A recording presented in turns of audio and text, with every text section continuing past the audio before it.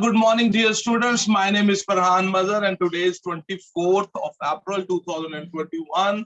And the subject we are studying today is mathematics, syllabus D, O levels mathematics 4024. And today we have set our hearts to solve paper 1. This is May-June 2021 one paper. This paper belongs from the zone 1. And let's start this paper.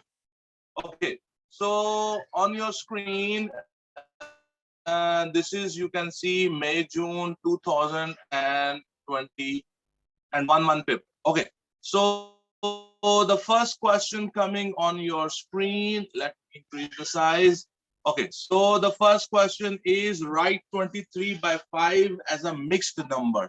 So what you will do in your rough work, you will divide the 23 with 5 and you can find out what's the answer. So I have done this on a paper. Let me show you my work. And here you see the question is showing up. So 23 divided by 5 in rough work, you can see here I have divided 23 with 5. So 5 fours are 20. So 3 will be the remainder. So the final answer will be 4 whole 3 by 5. 4 whole 3 by 5 will be the final answer. So the next question, question number 1, and its B part, that will be okay. So the second question number 1 and its B part is that work out 3 divided by 8 divided by 6. 3 divided by 8 divided by 6. So let me show you my work and we will see how I have done this. So here you can see that 3 divided by 8 divided by 6. So I will convert that divide sign into multiply sign, so that 6 by 1 will flip. It the fraction after the division sign, that will flip. When you convert the division sign into multiplication sign, so it will become 1 by 6. So 3 by 8 multiply 1 by 6, the numerator will and the denominator 3 and 6, they can be cancelled. So you would be the 3 and 6 will be cancelled. So you will have 1 by 16. I hope that you have understood this question. So let's move to the next question. The next question is question number 2. He says that hunger. From the word above, write down all the letters which have line symmetry. So we have to find out the letters in which I can draw a line of symmetry, and all the letters which have rotational symmetry. So let's see, I have done this on a paper. Let me show you my work, and here we go. So here are the 3 letters which have the line of symmetry in them. You can see H has a line of symmetry. This red line shows the line of symmetry. So the very important thing about the line of symmetry is that it divides the diagram or the figure or the solid into 2 equal parts. And the one most important test in which this should pass is that when you fold, then both the parts should match over each other. They should be exactly matching when you fold them along the line of symmetry. So H has a line of symmetry, a vertical line of symmetry. A also has a vertical line of symmetry, and E also has a horizontal. This has a horizontal line of symmetry. You see, if you fold it along the line of symmetry, both portions will be exactly matching over each other. So H, A, and E, they have the line of symmetry. Okay, so the next question is all the letters which have the rotational symmetry. So we will be looking for those letters which have the rotational symmetry. So let me show you my work. And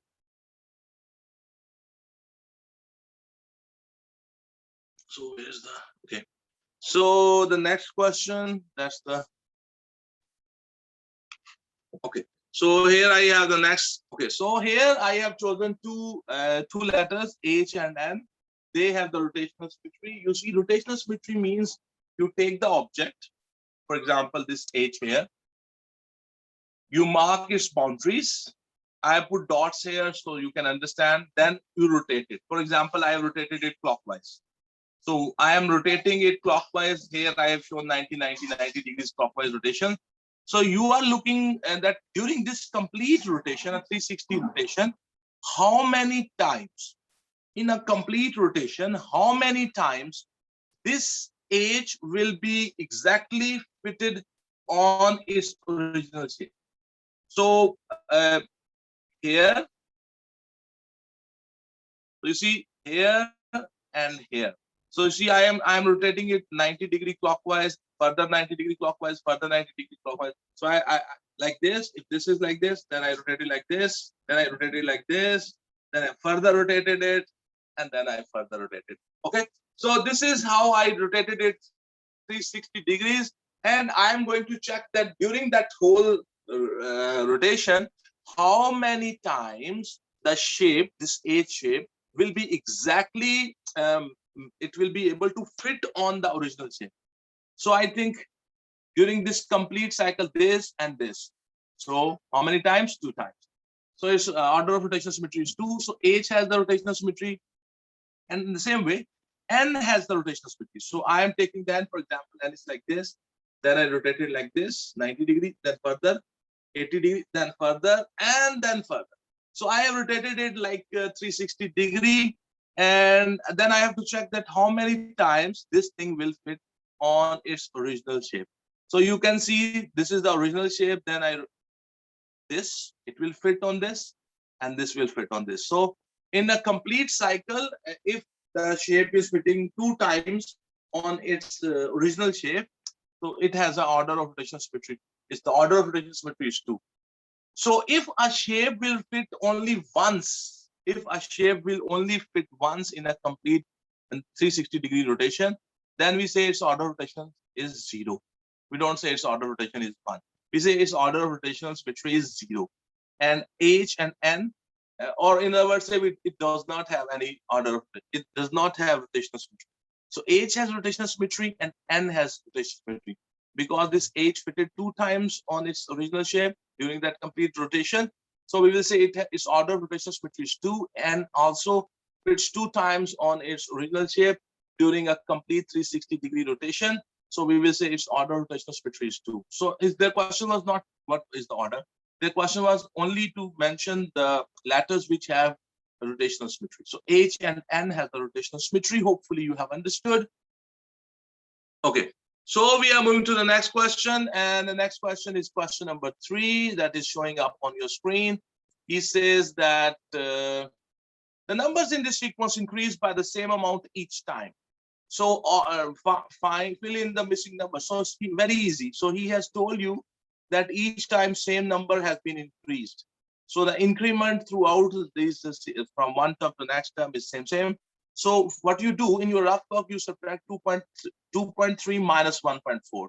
Subtract 1.4 from 2.3, so you will get 0.9. So here I have added 0.9, then again I have added 0.9. So how I will get the next term? By adding 0.9. And how I will get the previous term? By subtracting 0.9. I've done this on a paper. Let me show you my marking, my working, and then we will move on. So here we have the next question. Yeah, this is the question number 3. So you can see that the 0.5, that is the rule, 0.9 is added, 0.9 is added. So how in 3.2 add 0.9 and you will get 4.1. So if you want to get the previous term, so 1.4, you subtract 0.9 and you get the previous term.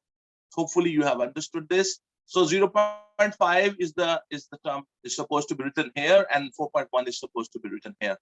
Okay, so that was the question number 3. Now let's move to the next question.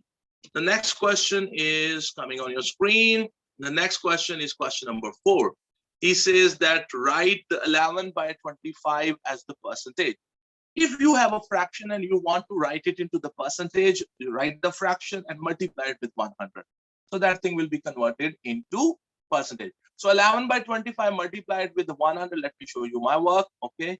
So here on your screen, we have my work is being shown, is showing that question number 4, a part 11 by 25 multiply 100, 25 and 11, 25 and 100, they will be cancelled.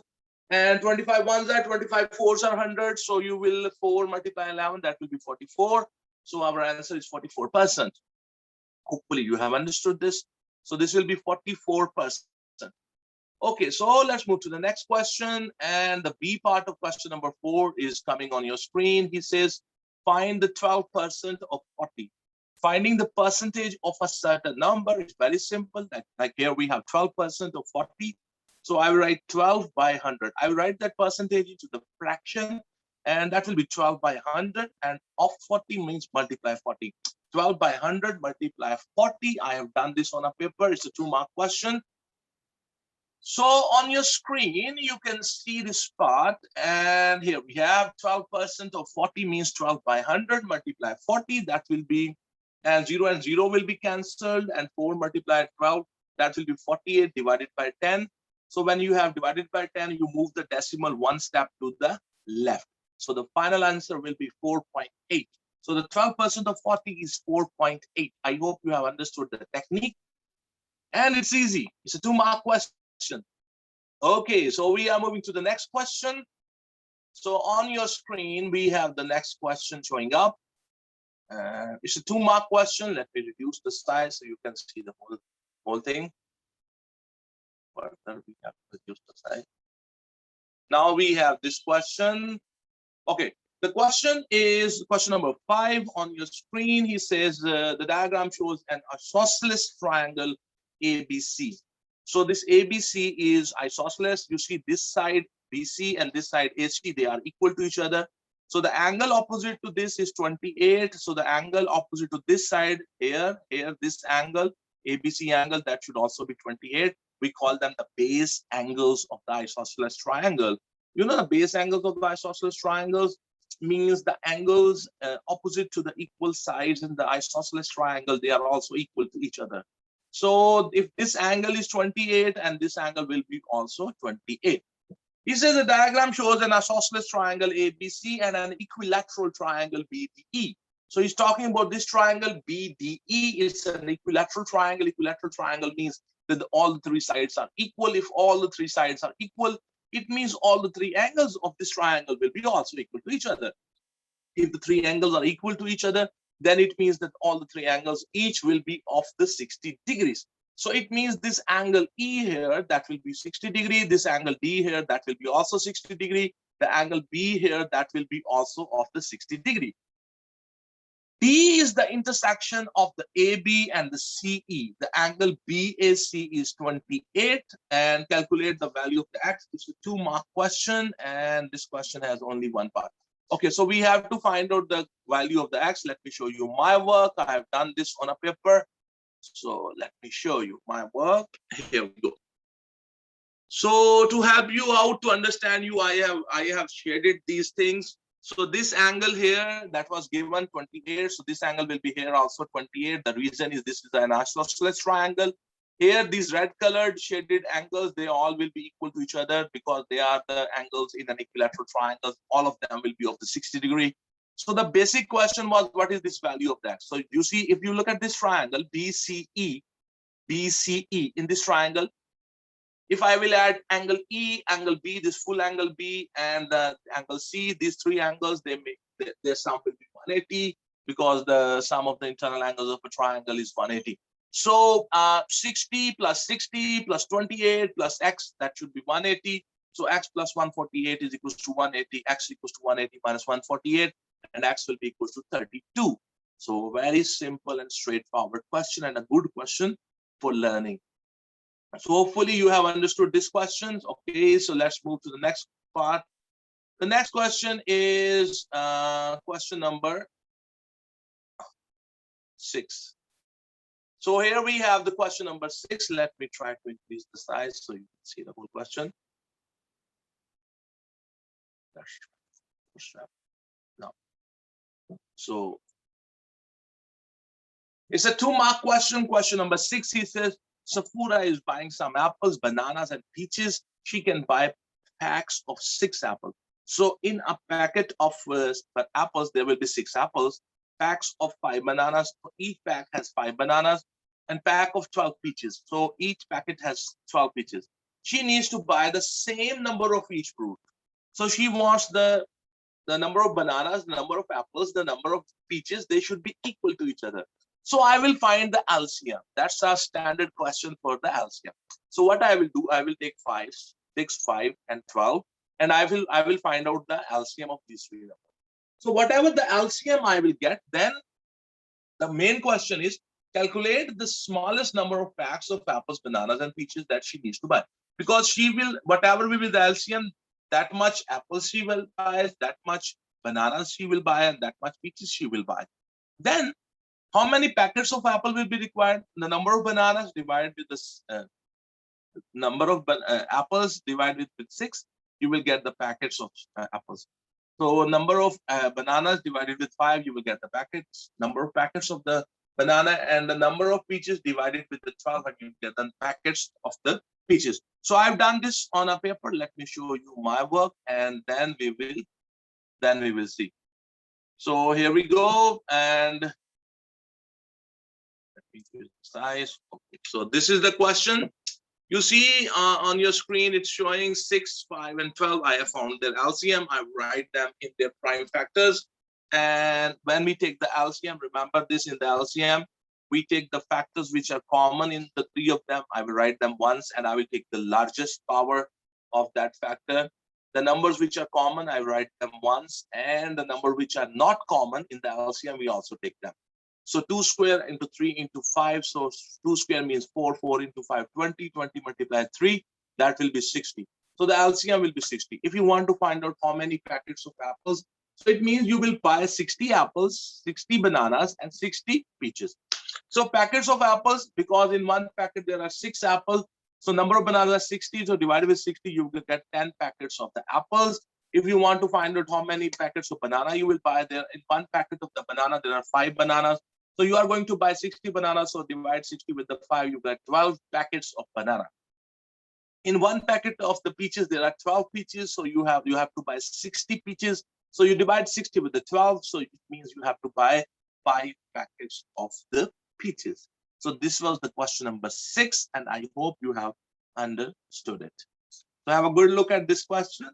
Easy.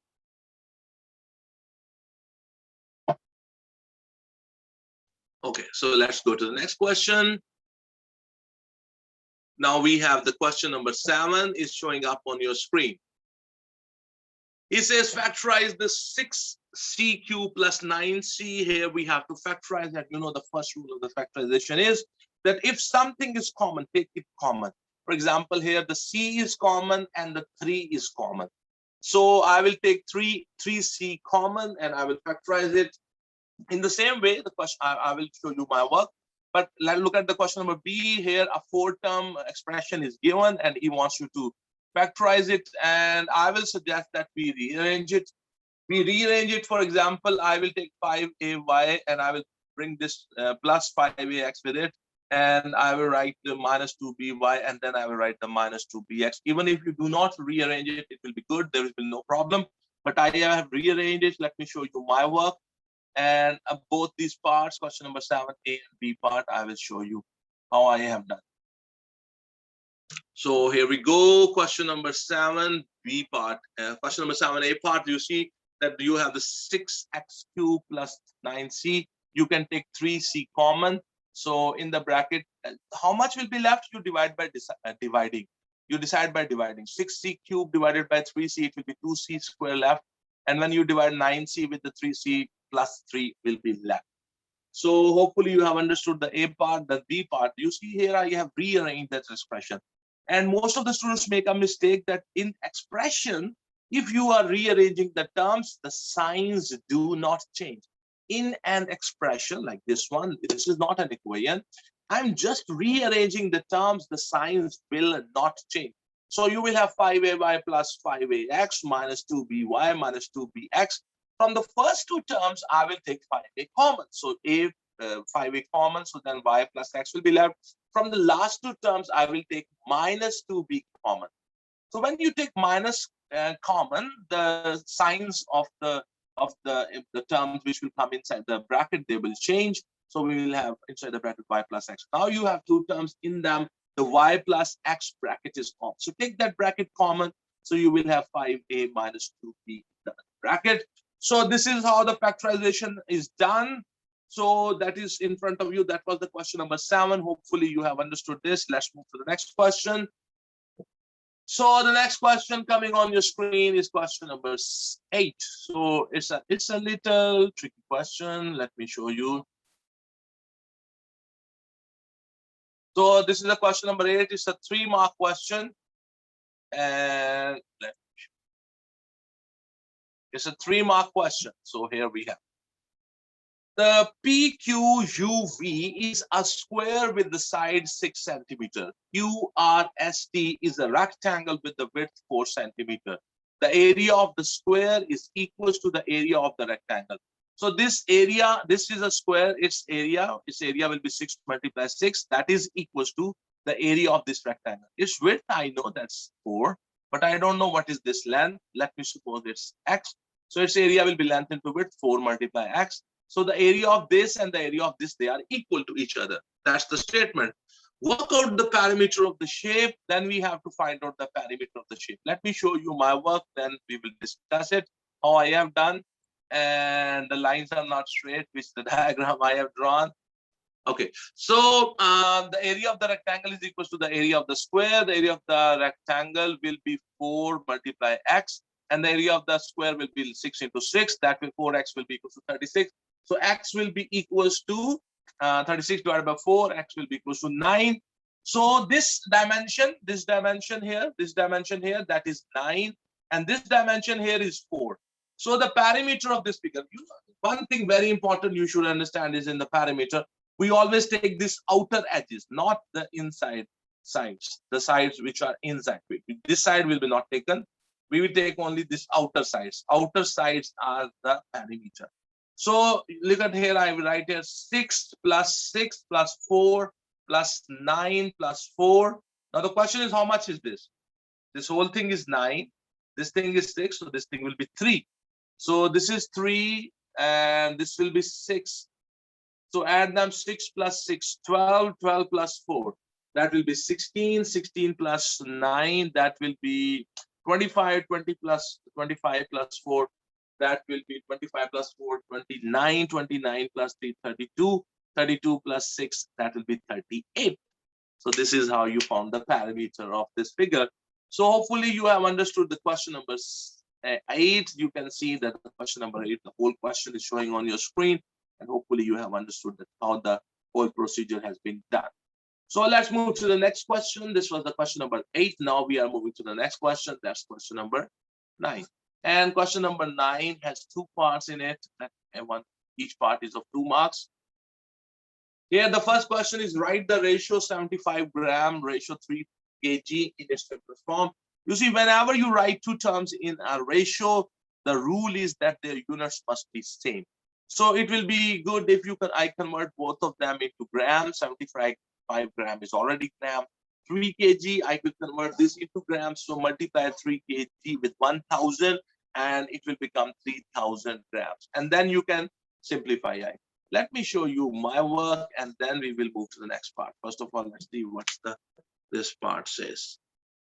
Okay, so question number 9, A part is showing on your screen 75 gram, ratio 3 kg. So I have converted them into the same unit, 75 gram, ratio 3000 gram. So I divided both sides with the 25. So 25 3 times is 75. So 25 20 times is 3000. So then I will simplify further. I will divide both the sides with the 3. So I will have 1 ratio 40. So the final answer is 1 ratio 40. The final answer is 1 ratio 40. Question number 9, A part. Let's move to the next part. The question number 9, B part. Let me show you. So question number 9, B part is showing on your screen. In a tennis club, the ratio number of the junior members ratio the number of the senior members is 7:10.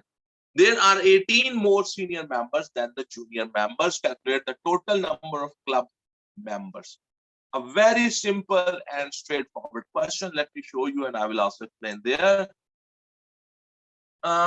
Okay, so the question number 9 is B part is showing up on your screen. The juniors, the ratio seniors, that is 7:10. And he said that the seniors are 18 more as compared to the juniors. So if the juniors are X, the seniors will be X plus 18. So I can convert this ratio into the fractions. So 7 by X is equals to 10 by X plus 18. Cross multiply. So you will have 7X plus 126 equals to 10X. So bring the X terms on the same side. 10X minus 7X. So 126 is equals to 3X. So X will be equals to 126 divided by 3 and X will be equals to 42. This is the value of the X, the juniors. This is the number of junior members. Now the question was, how many are the total members? The total members will be how much? The total members will be X plus 18. So 42 plus 42 plus 18, that will be 84 plus 18, that will be 102. So the total members in the club is 102. Here the chances are that you will do it correctly, but when you have found the value of X, you will stop the question there. So that's the normal mistake which most of the students are going to make. But remember, carefully read the question. The question is, how many are the total members in the club? So you have to find out how many junior members are there, how many senior members are there, then you have to add them. So that was the question number 9. The whole question is showing on your screen. I hope that you have understood. Okay, so let's move to the next question. So the next question is question number 10. He says, let me reduce the size so you can see the thing. Basically, this is the question. So he says the table below shows the height of a plant in the centimeters and the number of days after planting. So this is the height of the plant and the number of days. For example, after 15 days, the height was 8.5, 24 days, height was 9.5, 33 days, the height was 9.5, 9.1, sorry, here, and 40 days, and the height was 9.8, 45 days, height was 10.5.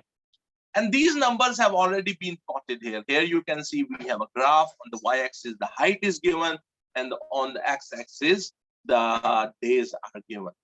And these first 5 points have been already plotted here, and then they are asking us to plot. He says, on the grid, complete the scatter diagram. The first 5 points have been plotted for you. So the remaining 5 points I will plot on the graph. Okay, so it's very simple. This is the value, number of days is on the x-axis, and the number of the height is in the y-axis. So it's like the coordinates are given, x and y values given. You simply have to plot these points on this grid. So I have plotted them. I will show you them later. And he says, what type of correlation is shown in the scatter diagram? So one mark is for plotting the points. 2 marks is for plotting the point. 1 mark is for telling what kind of correlation is this. And 1 mark is for draw a line of best fit. And then at the D part, his question is, can the scatter diagram be used to predict the height of this plant 100 days after planting? So I have to, can I tell what is the height after 100 days? So let me show you let me increase so that you can see the whole, you see, this is that graph. This is that graph. Okay. So this table is given and I simply have to plot this point on this graph. I have already done this, and let me show you my work. So here we go. So let me increase the size. And then. So here you can see that with the red dots showing on the graph paper, these are those points which I have plotted them. It takes time, but I have already plotted them. So you can also plot them. It's very simple. The days are on the x-axis and the height is on the y-axis. So the values are given. You simply have to plot the 5 points. You can see the red dots on the graph that have those 5 points. I plotted them. And then the question was, you have to draw. The question was, what is the correlation? You see, this pattern is going upward. This pattern is going upward. From left to right, this pattern is going upward. If the pattern of the scatter diagram from left to right, in going from left to right from the x-axis, if the pattern is going upward, it means it is positive correlation. So graph has, then he said that draw a line of best fit. What you do, you put a scale here, and the line of best fit is not supposed to touch the points. But it should be such a way. One thing is very important, that the scale must be put parallel to the pattern, and the number of points which are above the line should be equal to the number of points below the line approximately. So I have drawn this green color line of best fit. Hopefully you can also do this. Then his question is, can you predict what will be the height at after 100 days? You see, our graph, uh, the green color graph, at 80 days, it has crossed our grid. So now I am not able to tell what will be the reading of the height after 100 days because our data is not enough. We don't have the data to predict which can tell you what is the height after 100 days. Graph has gone out of the available grid at 80 days, so we cannot predict for 100 days. What will be the height after 100 days? So hopefully you have understood this question. This question is question number 10. The whole of the question is done here. So hopefully you have understood. So let's move to the next question. The next question is question number. Okay. So we have the question number 11 showing up on your screen. By writing each number correct to one significant figure, estimate the value of the 21.86 minus 9.64 divided 2.47. So 21 is 20 and 9.64 is 10 divided 2.47 is 3 basically. So if you round them to the nearest one significant figure, they will be like this. Then remember, first of all, you have to do the operation of the division. Okay, before you cannot do the subtraction first. You have to do the division first. So let me show you my work. So my work will be showing up on your screen. Okay. So here we go. The work is showing. It says that the question number 11, 21.86 will be 20, 9.64 will be 10, and 2.47 will be 2. I have taken it as 2. So 20 minus 10 divided by 2. First of all, do the division. So 10 divided by 2, that will be 5. So now you have 20 minus 5, that will be 15. And when I round it off to the one significant figure, it will be 20. 15 will be rounded off to one significant figure, and the answer will be 20. Hopefully you have understood this question. Okay, so let's go to the next question. That will be the question number 12. So here we have the question number 12. Adil observed the number of people in each of the 20 cars entering a car park. The results are shown in the bar chart. So what he is doing, there are 20 cars coming into the parking lot, and he is noting that on each car how many people are in each car. So then he made this frequency graph. So the cars which have only one people, there were 2 cars. The cars who have 2 people, there were 7 such cars. The cars who have 3 people in them, there were 6 such cars. The cars which have 4 people in them, there were 4 such cars. And the cars with 5 people in them, there was only 1 such car. So I hope that you have understood this bar graph, this bar chart. And the first question is write down the mod. And then the next question is calculate the mean number of people in the car. So the mod is that which has the highest frequency. So the highest frequency is of the 2 people in a car. The frequency is sound. So 2 people in a car, that is the mod. And the next question is calculate the mean number of the people. You see, I can find out the mean number of people. This value here on the x-axis, that is the x value, and the f value is here. So I will find out the mean by summation fx divided by summation f. So for each x value, multiply with its frequency, and you will get the fx. I have done this on a paper. Let me show you my work. So let me bring it here. And here we go. So here, okay. So question number 12, the mod will be 2 because it has the highest frequency. The mean will be, for each x value, I will multiply it with its frequency. So 1 multiply 2 plus 2 multiply 7 plus 3 multiply 6 plus 4 multiply 4 plus 5 multiply 1. And the total cars are 20, so divide by 20. So you will have 2 plus 14 plus 18 plus 16 plus 5 divided by 20. So it will be 18 plus 2, that's 20, 14 plus 16, that's 30, plus 5. This is the technique how I add up very quickly. So 20 plus 30, that will be 50, 50 plus 5, 55. So 55 divided by 2. Now I will not go into the division, but I will make in the numerator 100. So how you can make it 20 equals to 100, you multiply it with 5. So upstairs, downstairs, numerator, denominator, both will be multiplied 5. So you will have 275 divided by 100. So when you divide with 100, you move the decimal 2 steps to the left. So the final answer will be 2.75. 2.75. This is how you see how mental math is done in a quick manner. So 2.75 will be the mean. That's the question number 12. Hopefully you have understood.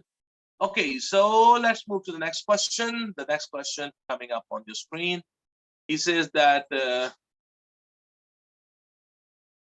this is the question number 13, and there are how many parts? There are two parts of this question. The question number 13, A part, during the 2018, the population of a village increased from 2,000 to 250. Calculate the percentage increase in the population.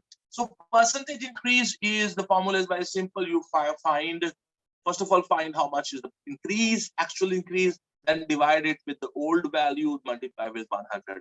So from 200 went to 250. So 250 minus 200, that will be 50. So you will write 50 divided by old value is 200 multiply 100. So that is how you will find the percentage increase in the population. So wait a minute, we have to stop. My son.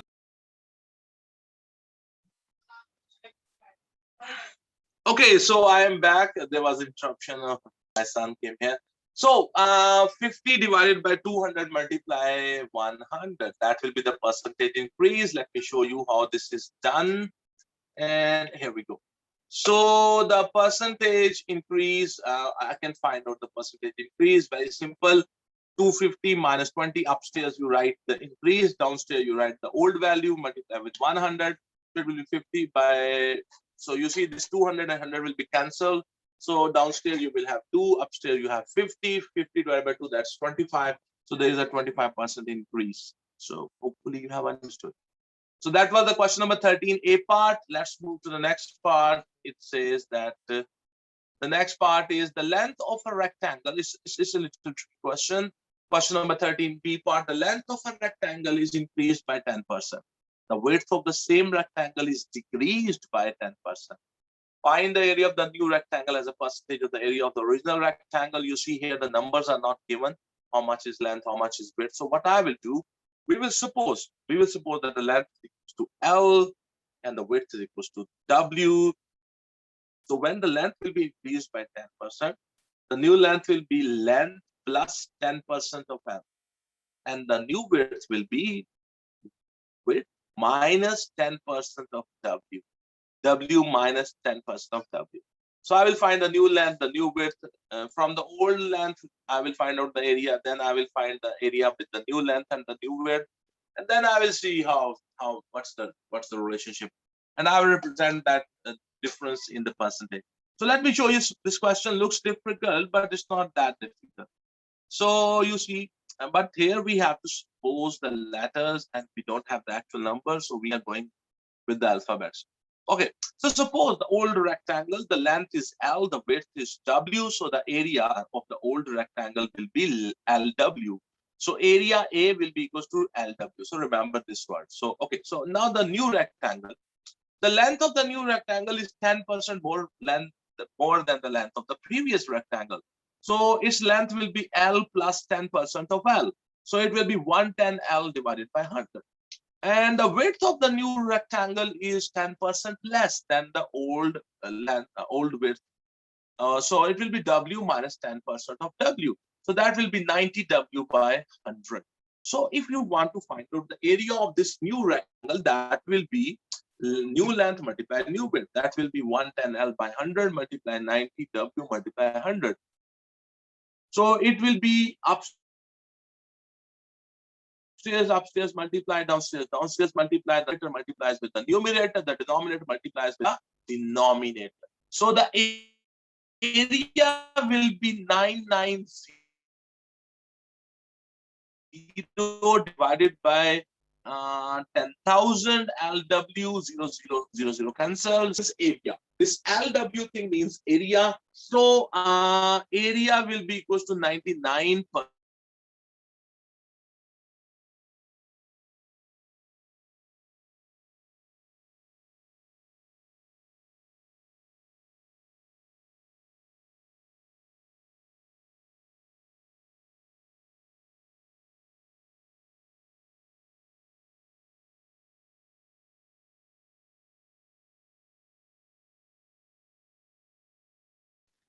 Okay, so dear students, I think there was some problem with the internet. So the internet was down and I was telling you this question. So let me quickly try to review this question again. The length and the length was L, the width was W, the area was LW.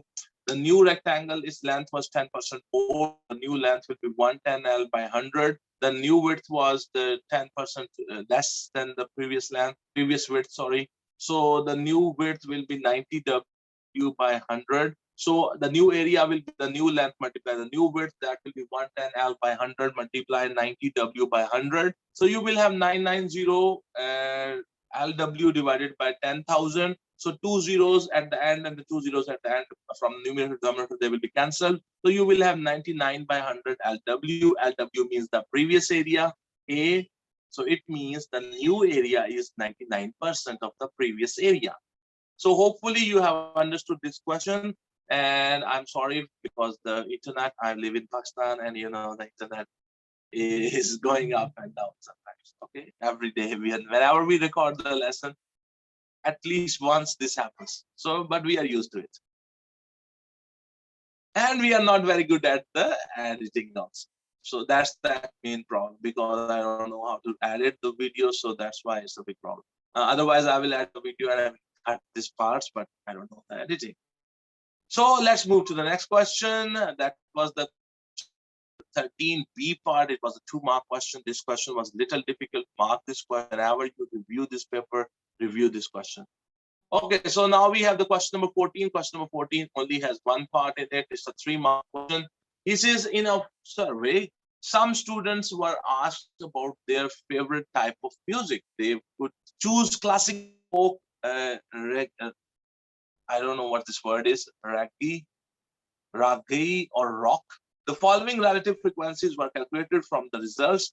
Here, the frequency is not given, it's the relative frequency. How you get the relative frequency? It means the frequency divided by the total frequency. So the total relative you remember, the total relative frequency is like the probability of a thing. So the total relative frequency is 1. If I add up all the relative frequencies of these events, all the outcomes, that will be 1. So here there are 4 outcomes, and I know the relative frequency of 3 of them, and I want the 4 ragi. I want to find out its relative frequency, and it's very simple. The total relative frequency is 1. So from 1 subtract 0.15 minus 0.22 minus 0.39. And you will get the relative frequency of the ragi. So once you have the ragi's relative frequencies, then he has told us there are 300 students. So whatever will be the calculated number of students who choose ragi. So ragi, if you want to find out that, multiply the relative frequency of the ragi with the total number of students, and you will get the number of students who have chosen the ragi. So let's check my work. I have done this on a paper. Let me show you my work, and then it will be easy for you. Okay. So this is the previous question. Question number 14 is showing up on your screen. The total relative frequency of ragi will be 1 minus the other 3 events. Subtract their relative frequency from 1. You will get the relative frequency of the ragi, and that will be 0.24.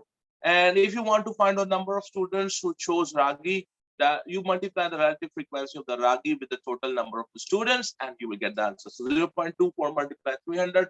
I will remove the decimal sign, and you know, when I remove the decimal sign, I put a 0 in the 1 in the denominator, and after the decimal there were 2 digits. So I will put 2 zeros, and that I will multiply with the 300. So 0 will cancel with the 0.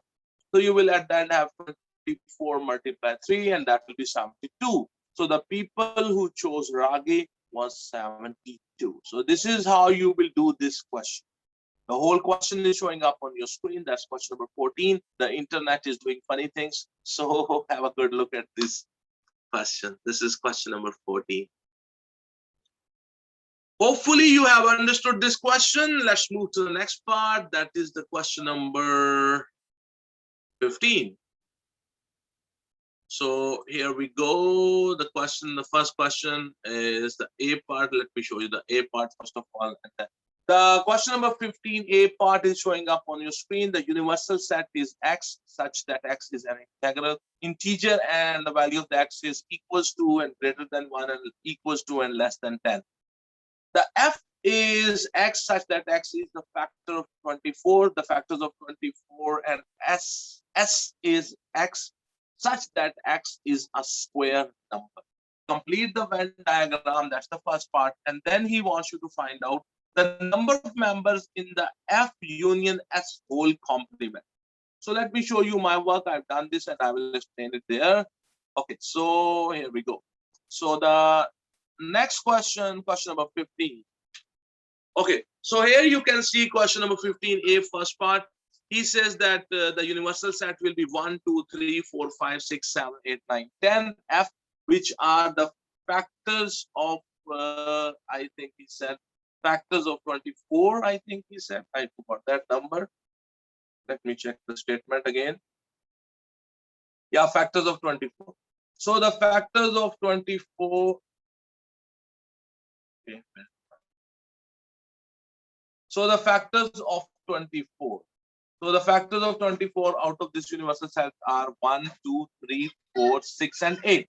Then S is the set which has all the square numbers. Square numbers are 1, 4, and 9.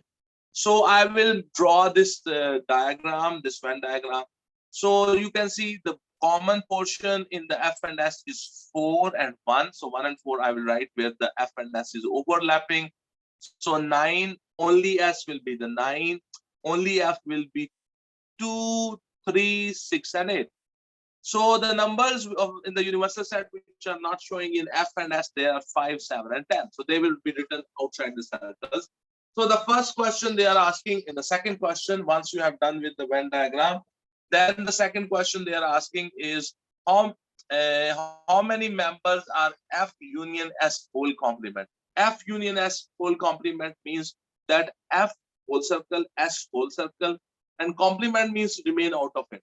So you have to remain out of the circles of F and S, and that will be 5, 7, and 10. So there will be 3 members. So there will be 3 members only in that. So let's check what's the next question. And the next question is B part of question number 15. Here you can see he has shown in the Venn diagram, shade the region represented by the P intersection Q intersection R complement. Here this means R complement means you have to remain outside the circle of R, and outside the circle of R you have to shade that portion which is common in the P and Q and is common to the outside R.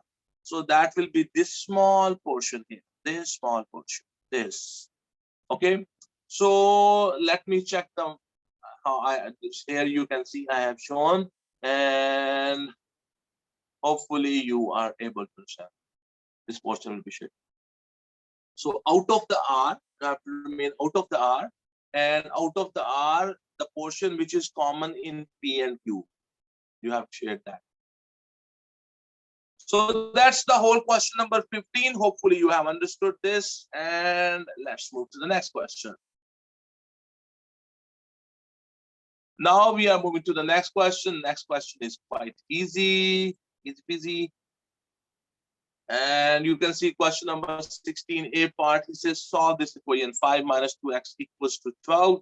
It's a simple equation, and the B part is find the integers that satisfy this inequality. Minus 5 is less than or equals to 3x less than or equals to 6. So these are the 2 parts in the question number 6. We will solve them. So two marks are for each part. Let me show you my work, and then we will solve them.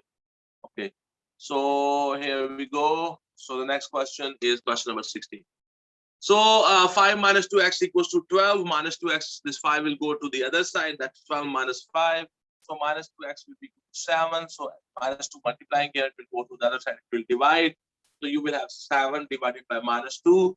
So the final answer will be minus 3 whole 1 by 2, or you can say minus 3.5. So that's the question number 16a, very easy and straightforward question. The question number 16b, we have the inequality given and we have to solve that inequality, and then we have to find out the solution. which are integers. We have to write those numbers in that solution which are integers. So this is -5 less than or equals to 3x. I will separate it and I will solve it. -5, that 3 will come to this side. -5 divided by 3 less than or equals to x. So -3 divided by 5 means -1 whole 2 by 3. That's approximately -1.66666666. And then I will solve this portion, that 3x is less than or equal to 6. So 3x less than or equal to 6, and 3 will go on the other side. So you will have 6 divided by 3, x is less than or equals to 2. So I will represent this on a number line. Here you can see I have drawn the number line. So here you can see this is -1.6 approximately. So it is x value is equals to this. That's why the circle is shaded and more than this. And this will be equals to 2 and less than 2. So this circle is shaded. It means the 2 is included. So this is the overlapping portion between both the answers. So that is our answer. And I have to choose the integer values. So the integer values in this shaded region are -1, 0, 1, and 2. -1, 0, 1, 2. Hopefully you have understood this question. So the whole question 16 is showing up on your screen. You can see it. Have a good look over it.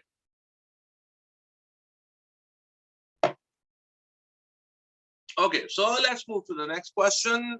Okay, so the next question is question number 17. Okay, so the next question is question number 17, and here we go. So here a function, this is from the topic of functions, f of x equals to 5 minus 4x. So the first question is very simple. He says f of -3. If you want to find out f of -3 in the given formula, in the place of x, substitute -3, and simply you will be able to evaluate f of -3. And the B part is find the f inverse of x. That's a 2-mark question. We have to find out the inverse of this function. So I can find out this very simple. I have done this on a paper, question 17, 2 parts. One part is of 1 number, the second part is of 2 marks. So let's go to my solution. Okay, so here we go. That next question, that's question number 17 showing up. So question number 17, A part, f of x equals to 5 minus 4x, f of -3 is question. So in the formula, in the place of x, I will substitute -3. So it will be 5 minus 4 bracket -3 bracket close. So 5 plus 12, 5 plus 12 will be 70. So that's the answer. It's a 1-mark question. Hopefully you have understood. Question number 17, B part. It's a little tricky question. It has a standard procedure how you do it. So the question is, what is the f inverse of x? So the standard procedure is you suppose that f of x equals to y. And if that f will go on the other side, it will become x equals to f inverse of y. So in every question where you find the inverse, you have to do this process. And then f of x equals to y, in the place of f of x, I will write the formula. So I will have 5 minus 4x equals to y. Minus 4x is equals to 5, y minus 5. This minus 4 will go on the other side and it will divide. So you will have x equals to y minus 5 divided by -4. Give this -2 in the numerator and their order will change. Their signs will change. So you will have 5 minus 4 divided by 4. So x is equals to 5 minus y divided by 4. So in the place of x, in the place of x, I can write this f inverse of y. So in the place of this x, I will write f inverse of y equals to 5 minus y divided by 4. Then I will change the variable. So f inverse of x will be equals to 5 minus x divided by 4. It's very simple. I hope that you have understood how to find the inverse of a function. And there is a standard procedure. There are 2 sentences. One, this sentence in every inverse, wherever I find inverse in your course, we write these 2 sentences here. Never forget them. And never forget this thing. When I say change the variable, I change the variable. So this is the inverse of this function. This whole question number 17 is showing up on your screen. Hopefully you are able to understand this and you are able to do it independently. Okay, so let's move to the next question. The next question coming up on your screen is question number 18. So the question number 18 is showing up on your screen. Let me reduce the size so you can see the whole question. It has three parts, I think. Yeah, it has three parts, A, B, and C part. So let me show you the question. Question number 18, the quadrilateral PQRS. The quadrilateral PQRS is drawn on a 1 centimeter square grid. Write down the name of this special quadrilateral. You can see easily that the RS and the QP, they both are parallel to each other, and these are Q and SP, they are not parallel to each other. So it means that this is a trapezium.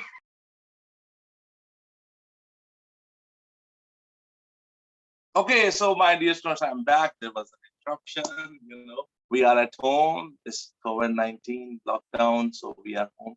So at our home, we have kids. I have two sons. So it's natural we have interruption. So okay, so this is a trapezium because the two sides are parallel to each other and two sides are non-parallel. So it means these two opposite sides, you can see these two opposite sides are parallel, so it's a trapezium. Find the coordinates of the midpoint of the QR. Here we have the Q, here we have the R. Just note down what are the coordinates of the Q. They are -2, -3. What are the coordinates of R? That's -5, 2. And we will find the midpoint. The formula for the midpoint is x2 plus x1 divided by 2, comma y2 plus y1 divided by 2. So let me show you. I have done this on a paper. Let me show you my work. And so this will be the question number next. That's question number 18, showing up the shape. The name of the shape is trapezium.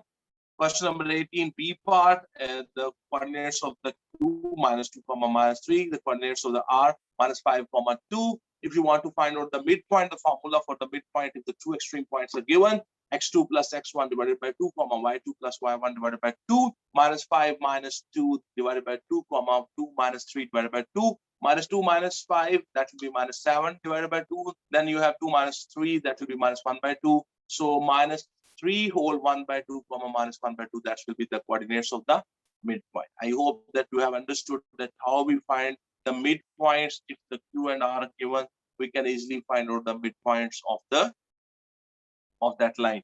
So this question is coming from the coordinate geometry. That's the, hopefully you have understood. The next question is, find the length PS. Let me increase the size so you can see this question. So the question is, find the length PS is equals to, the length PS is equals to under root M centimeter. Find the value of the M. So the PS. So I need to note down what are the coordinates of P and what are the coordinates of S. The P is coordinates are 4, 3, and S is coordinates are -2, 5, and I have to find out the length of the PS. He says that the length of the PS will be under root M. So find the value of the M. So very simple. It's a simple question. So let me show you my work, and here we go. So the coordinates of P is 4, 3, S is -2, 5. Apply the formula of the length, that is x2 minus x1 whole square plus y2 minus y1 whole square, and we have a square root on the whole thing.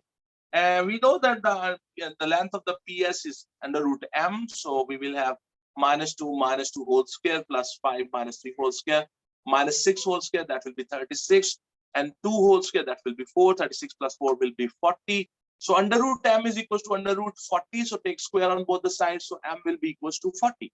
So this is question number 18, A, B, and C part. A very simple, straightforward textbook question. No complication. The difficulty level of this question is not that high. It's low, rather. Simple question. So let's move to the next question. The question number is showing up on your screen now. The question number 19. So here we have question number 19. A part here, the matrix P is given, the matrix Q is given, and they are asking us to find out the value of the P minus 3Q. And it has how many parts? It has 3 parts. B1. The determinant of the R is 11. Find the T value, and then he says find the R inverse. So these are the 3 questions. Let me reduce the size so that you can see the whole question, and then we will go to the our solution. So the P is given, the Q is given, R is given, R has a variable in it, that's T. So the first part is find the P minus 3Q. The second part is in the determinant of the R is given, that's 11, and we have to find out the value of the T. And the last part is we have to find out the inverse, the multiplicative inverse of the R. Once we will have the value of the T, then we will be able to find out the multiplicative inverse of the R. So let's go to my solution. I have written this solution. So here we go. The next question coming up on the screen. That's the question number 19, sir. Question number 19, A part P minus 3Q. So the P value is given, that's 4 minus 2 minus 1, 3 minus 3 bracket, and then we have put the value of the Q, that's 0 minus 1, 5, 4. So here you multiply 3 with the Q, but don't take the negative sign inside. Okay, so keep the negative sign outside. Only 3 will go inside and multiply. So you will have 4 minus 2 minus 1, 3 minus, and in when you multiply 3 with that matrix Q, you will have 0 minus 3, 15, 12. So you subtract 4 minus 0, that will be 4 minus 2 minus 3, that will be minus 2 plus 3, that will be plus 1. And minus 1 minus 15, that will be minus 16. And 3 minus 12, that will be minus 9. So that is how the A part is done. Hopefully you have understood this. In the B part, question number 19, B part, he has given us that the determinant of the R is 11. So I will find out the determinant of the given R. R is 4, 1, T2, and that is equals to 11. I know that determinant is 11. So 4 will multiply with 2, that will be 8, minus T will multiply with 1. So 8 minus T is equals to 11, minus T is equals to 11 minus 8, and minus T will be equals to 3. So T is equals to minus 3. So this is how you will find the value of the T, a very simple and straightforward question without any kind of the tricks. Okay, so the question number 19, C part, he wants you to find out the multiplicative inverse of the R. So the R is, now I know R is 4, 1, the T value is minus 3 and 2. So find the determinant. This is the standard procedure of finding the multiplicative inverse of a given matrix. First of all, I will find out the determinant. So 4 will multiply with the 2, that will be 8, minus is in the formula, minus 3 multiply 1, and that will minus will be plus. So you will have 8 plus 3, that's 11. So the determinant is 11. Then I will find the adjoint of R. You know, in the adjoint of R, along this diagonal, along this diagonal, along this diagonal, along this diagonal, I will change the position. So 2 will come here and the 4 will go there. They will switch their position. And along this diagonal, this second diagonal, I will change the signs. Whatever their signs are, just change. So here you got 2 and 2 minus 1, 3 and 4. So that's the adjacent, adjoint. I said adjacent. It's adjoint of R. So R inverse, the formula for the R inverse is 1 by R determinant multiplied with the adjoint of R. So 1 by 11 multiplied with the adjoint, that's 2 minus 1, 3, 4. You can leave the answer here. It's good, no problem. Or you can take this 11 inside. So it will be 2 by 11 minus 1 by 11, 3 by 11, and 4 by 11. So this is the question number 19. All the 3 parts of the question number 19 are showing up on your screen. I hope that it's clear to you how this is done.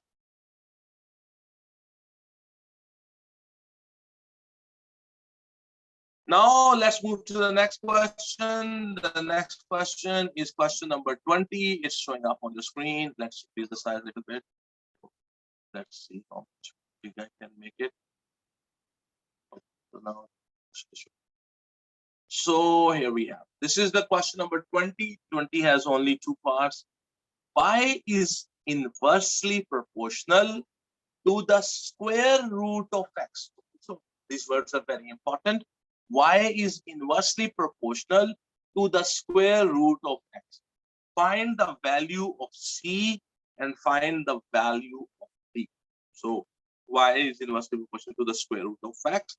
We have to find the value of C and D. It's a 3-mark question. So let me show you my work. So I have done this question. Let me show you my work. And this is that table which was given. Unfortunately, I have pasted it at the bottom. So this is the table which was given. So the question, the statement was that Y is inversely proportional to the square root of x. So you will write it like this whenever you write inversely proportional. So you write 1 by square root of x. And when you remove this proportionality sign, you introduce an equal sign, you have to put a constant here.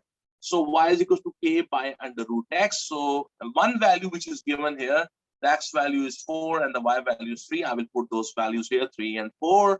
So under root 4, that will be the 2. So this 2 will multiply with 3, that will be 6. So the k value is 6. The formula will become y is equals to 6 by under root x. So the formula is y equals to 6 by under root x. Now, here in this portion, he says the x value is 9, what will the y value is c, so we have to find out the value of the c. So in the place of y, I will substitute c, and in the place of x, I will substitute 9. So here we have c equals to 6 under root 9, and that will be 6 and by 3 because the under root 9 is 3. So 6 divided by 3, that's 2. So C value will be 2. I hope you have understood this. The next question is what will be the value of the D when the Y value is 0.6. So the X value is D, Y value is 0.6. So I will write that formula Y is equal to 6 under root X. So Y is 0.6 equals to 6 divided by X value is D. We have to find out the value of the D. So I will take this under root D to the other side. 0.6 will come here downstairs. So 6 divided by 0.6, I will remove this decimal. In the place of decimal, I will put a 1 upstairs, and after decimal, there is 1 digit, so I will put a 1 0 there. So you will have 6 multiplied 10 divided by 6, 6 will be cancelled. So under root D is equals to 10. I want the value of the D, so I will square both the sides. So square and the square root will be cancelled, and you will have D equals to 10 square is 100, so D value will be 100. So my dear students, this is question number 20 showing up on your screen. I hope that you have understood this question. It's not a complicated question. Easy question. Let's go to the next question. Okay, so we have now the question number 20. Let me show you the whole question. Okay, so this is the next question, and this is showing up. I just want.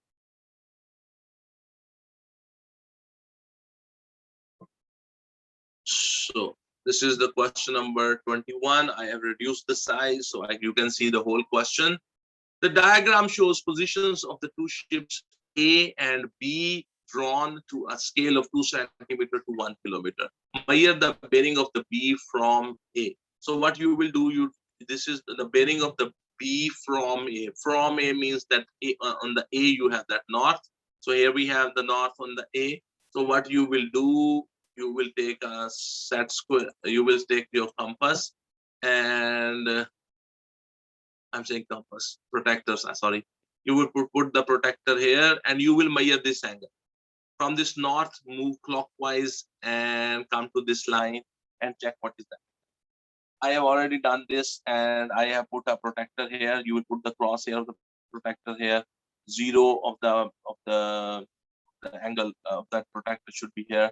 And then count how much is this angle. That will be 128 degrees. I have already checked it. You can also check.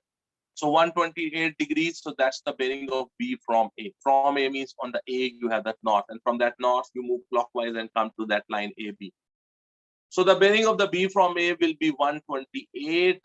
And then he says find the distance between the two ships A and B in kilometers. So take a scale. Take a straight edge, or we call it scale, and measure how much is this length. And this length I have already measured. That is 7 centimeter. And you know the 2 centimeter represents 1 kilometer. So 7 centimeter equals to how many kilometers? And you can, by using the proportion method, you can easily find out what is the value of the actual length between the A and B. I've done this on a paper. Let me show you my work. So then I will explain you further. So let's go to the next question. Okay, so here the bearing of the B from A will be 128 degrees, and the length of the AB, the actual length, I measured it with the scale, that is 7 centimeters. So 2 centimeter means 1 kilometer, 7 centimeter means X kilometers. So 2 by 7 equals to 1 by X, cross multiply. So the X value will be 7 divided by 2 and it will be 3.5 kilometers. So that's the B part. And then the question is about the locus. And let me show you. Okay, so he says this is done. So now this is the locus. He says that a buoy means that thing which floats on the water. A buoy X is equidistant from A and B. Whenever you say equidistant from two given points, whenever you say equidistant from two given points, you always draw a perpendicular bisector of the line joining those 2 points. Equidistant from A and B, you draw a perpendicular bisector of the AB line. And the second locus is on a bearing of 260 degree from B. So I will draw the bearing. I will show you how we have drawn this by making an accurate drawing. Mark the position X on the diagram. So where both the locus the loci will intersect each other, there will be the point X. Let me show you my work. I've done this already, and I will also explain how this is done. Okay, so here.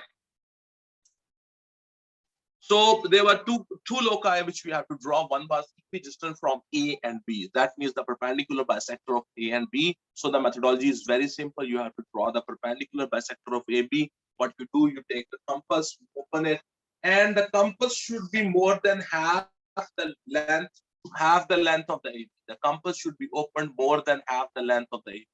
So you take the A as the center. You put the pin of the compass here.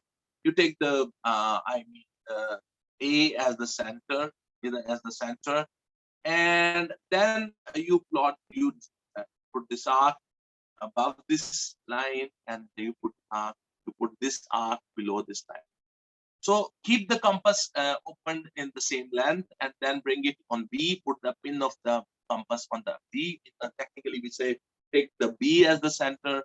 Keep the compass same as it was before, and draw this arc and this arc above the line and below the line. So where these two arcs have intersected, here, join these 2 points. I've joined them with this blue color line. That is the perpendicular bisector of the AB. If you will moving on this blue color line, no matter where you go, if you are on this blue color line, your distance from A and your distance from B will be same. If I am here, the distance from A and the distance from the B will be same. Even if I'm here, or I'm here, or I'm here, my distance from A and B will be equidistant. So hopefully you have understood this first locus. The second locus is that it is at I think what he said 260. It's on the bearing of 260 from the B. From the B means that the north on the B. So 260 degree I cannot draw directly with the help of the compass. So from this north I have to move how much? 260 degree clockwise. So this represents north. I will prolong this, and this dotted line. From here to here I have 180. When I'm moving clockwise from here, from this north to this dotted line, this will be 180 degree. So from 260 minus 180, so you will have, I think, 80 left. So then you put your compass facing in this way, and from here count where is this 80. So here will be where the 80 angle will put a dot here, and then join this point with that dot. I have drawn this black color line. So the total angle from the north on the B clockwise coming to this line, that will be 260. I hope you have understood that how I have drawn this. Where these two loci, means this black color and this blue color, they intersected, that point will be marked as X. It's a very simple question for the locus. The whole question is showing up on the screen. I hope that you can understand this. Let's move to the next question. That was the question number 21. Let's move to the next question. He says, okay, the question number 22, he says, one solution of the equation sine m is equal to 0.63. If is m equals to 141, correct to the nearest whole number, find the solution where m is 0 from 0 to 90. Give your answer correct to the nearest whole number. Remember, whenever on your calculator, you will, if you want to find the value of m, the methodology is very simple. You can see that the sign will go on the other side. You take the sign inverse. So the sine inverse of 0.63. Okay. So he said that the answer will be 141 degrees. You see, whenever you are, this is paper 1, we are not using calculator, but for understanding, whenever you have, you take the sine inverse on the calculator will never give an obtuse angle. The calculator will always give you the acute angle. So if you know the acute angle, you can find the obtuse angle. You know, the angles which are supplementary to each other.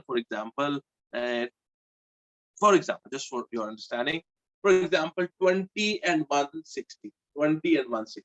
So if you check the value of the sine 20 sine 160, both values will be same.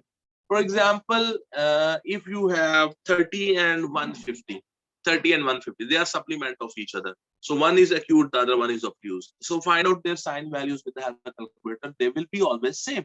So you see, here an obtuse angle is given, another value who is acute from 0 to 90 means acute. So I can find out if I know the obtuse value, that's 41. The acute value I can tell that's 180 minus 141. Answer. So let me show you my work. I've done this. This is the question number 22. Hopefully. The question number 22 is showing up on your screen, and here we have sine m is equal to 0.63. So m will be sine inverse of 0.63. It is given that its answer will be 141, but that's an obtuse angle. So what will be the acute angle? That will be 180 minus 141, and that will be 39. So the acute angle 0 to 90, the angle between 0 to 90, that will be 39. Hopefully you have understood this question, a very famous question. Okay. So let's move to the next question. The next question is question number 23, and it's coming up on your screen. Here we have a sequence. It wants you to, the formula for the nth term of our sequence is 2n raised to power 3. Find the third term of the sequence. Very simple question, 1 mark question. Here you, in the place of n, put 3. And 2 multiplied 3 raised to power 3, that will be 2 multiplied 27, that will be 54. So the third term will be 54. So a very simple question, question number A, part A of question number 23. Question number 23, part B. Here are the first 4 terms of another sequence. You see 4 by 3, 9 by 5, 16 by 7, 25 by 9. Write down the next term of this sequence. You see this is 2 square, this is 3 square, 4 square, 5 square. The next one will be 6 square. So the numerator will be the numerator will be the 36. Downstairs, you can see 3, 5, 7, 9. So 2 is added. So you will have 36 by 11. You see, I'm not using any formula. I'm simply catching the pattern. So the next term will be 36 by 11. Then he says, find a formula for the nth term of this sequence. We have to find out the nth term of the sequence.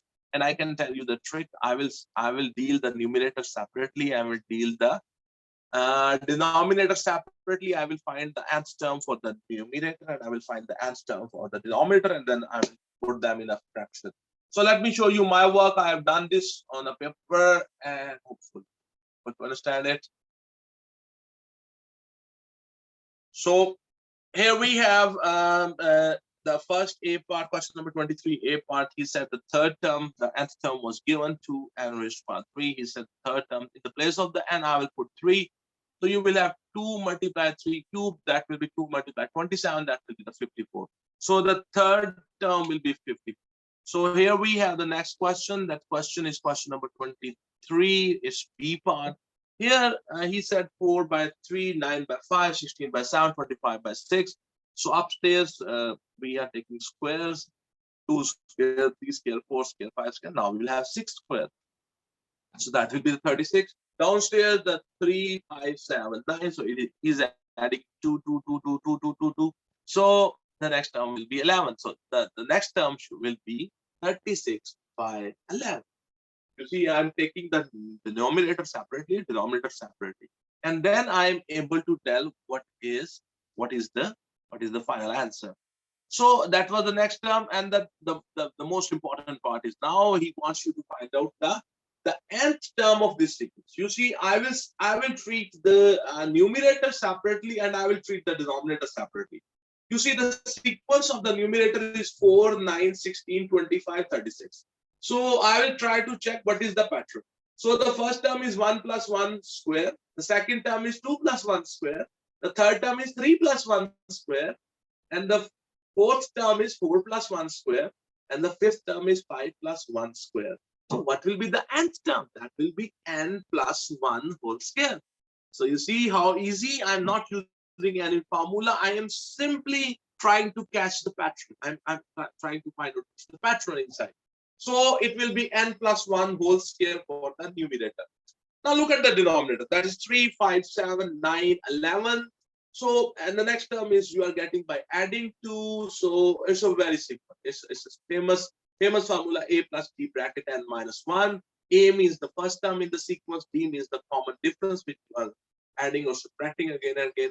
So that will be 3 plus 2 bracket n minus 1. So 3 plus 2n minus 2. So you will have 2n plus 1. So that is the nth term for the numerator. Sorry, the denominator. And the nth term for the numerator is n plus 1 whole square. Now write them in the form of the fraction. So the nth term, the general formula for the nth term will be n plus 1 whole square divided by 2n plus 1. So you see this pattern I have cracked by taking the numerator separately, by taking the denominator separately, finding the nth term for the numerator, finding the nth term for the denominator, and then writing both the terms, nth terms of the numerator and the denominator in the form of a fraction. And I've not used, I've tried to catch the pattern. So that was the question number 23. I hope you have understood this. Okay, so let's move to the next question. Okay, so that was the question 23. Now on the screen, we have the question number, this is the question number 24. Show, right, show you the whole question together. Oh, yeah. Question number 24 is showing up on your screen. He says the curved surface area of the cone is pi RL. Here we have a cone whose radius is 28, slant height is y. Here we have a cylinder. The cylinder's radius is 15 and its vertical height, or we call it the height of the cylinder, that's 42. The diagram shows a cone and a cylinder. The cone has radius 28 centimeter and the slant height y centimeter. The cylinder has radius 15 centimeter and the height 42 centimeter. The curved surface area of the cone and the cylinder are equal. So this condition is very important. He says that the curved surface area of the cone and the cylinder are equal. The curved surface of the cone is pi RL. And the curved surface of the cylinder is 2 pi RH. So we have to find out the value of the y. Y is the slant height of the cone. It's a 3-mark question. Let me show you my work. I have done this question and let's see how I have done. So here we go. Okay. So this is question number 24 showing up on your screen. The curved surface of the cone is equal to the curved surface of the cylinder. So the curved surface of the cone is pi RL and the curved surface of the cylinder is 2 pi RH. So the radius of the cone is 28 and the slant height L. I want to find out that, and its value is y. So L value I want to find out 2 pi on the cylinder side, 2 pi, and the R value is 15 for the cylinder and the height of the cylinder is 42. So pi and pi will be cancelled. So you are left with the 2 multiply 15 multiply 42 divided by 28. So L will be 42 and 28, 2 and 28 is cancelled. So you will be left with 15 multiply 42 divided by 14. And you know the 14 3 times is 42. So 14 and 42, they will be cancelled with each other. So you will have 15 into 3. So 15 into 3 is 45. So the slant height value, which is y actually, is 45. That's the question number 24. Hopefully you have understood and you are able to do it independently. So let's move to the next question. The next question will be 25th. And the 25th question is showing up on your screen. And let me check if I can increase the size. Yeah. So we have to find out the value of the PQ. So here we have, no, not the whole question is showing up. Okay. So now this question is showing up. He says, here we have O, P, and Q are the points as shown in the diagram. So from O to P, it's A minus 2B. From O to Q, it is 4A plus 4B. Express PQ as simply as possible in terms of A and B. So 2-mark question, very simple and a straightforward question. And that's the question number 25. So if you want to go from P to Q, so I will make the bypass. I will go from P to O, from O to Q. I will make the bypass. I will go from P to O and from O to Q. Because when I go from P to O, I will be going opposite to this. So I will change their signs. And here I'm going along this, so they will remain the same. So PQ will be equals to PO plus OQ. I have done this on a paper. Let me show you my work, and then we will see. It's a very simple and straightforward question on the topic vectors. So here we go. So here you can see question number 25 showing up. So if you want to find out the PQ, you will go from P to O and O to Q. The value from P to O will be minus A plus 2B, and from O to Q it will be 4A plus 4B. So you will be left with 3A plus 6B. A very easy and straightforward question. It's a 2-mark question. Hopefully you have understood, and hopefully you understand what is the meaning of the bypass. So let's go to the next question. The next question is also very simple question. It's a simple question. And that's the last question in this paper. And let me increase the size.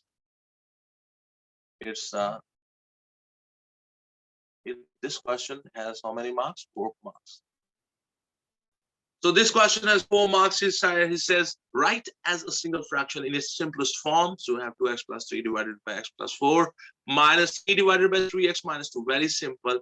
The denominators have two terms in them, and they are not same. So I will take the LCM. I will take both of them to come in the LCM. It's very easy. It's a 4-mark question. Let me show you how I have done this. And then we are done. So, okay. So my dear students, question number 26 is showing up on your screen. I have taken the LCM, that's x plus 4 and 3x minus 2. Both brackets are in the LCM. So now you will have, now you can say, you will have 2x plus 3, this multiply with the 3x minus 2 minus 5, multiply with the x plus 4. You just multiply these two brackets, you will have 6x squared minus 4x plus 9x minus 6 minus 5x minus 20. So you will have 6x squared minus 26 divided by this, and you can take the x common. You will have 3x squared minus 13. Or if you leave it here, it's good. If you bring it till this point, it is good. So the question number 26 is showing up on your screen. I hope that you have understood this question. This question is of 4 marks. Means a lot of numbers are given to this question. So hopefully this question is clear to you. So my dear students, today we have